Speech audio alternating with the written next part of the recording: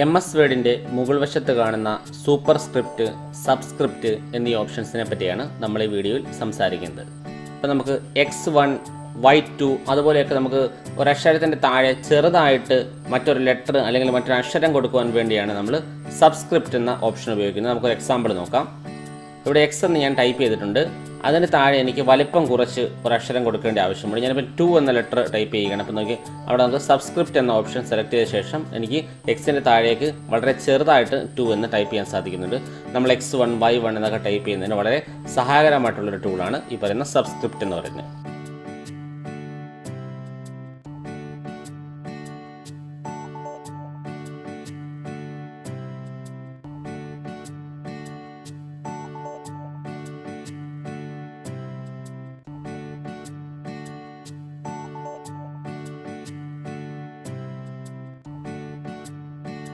ഇനി നമുക്ക് സൂപ്പർസ്ക്രിപ്റ്റ് എന്ന് പറയുന്ന ടൂളിലേക്ക് പോകാം.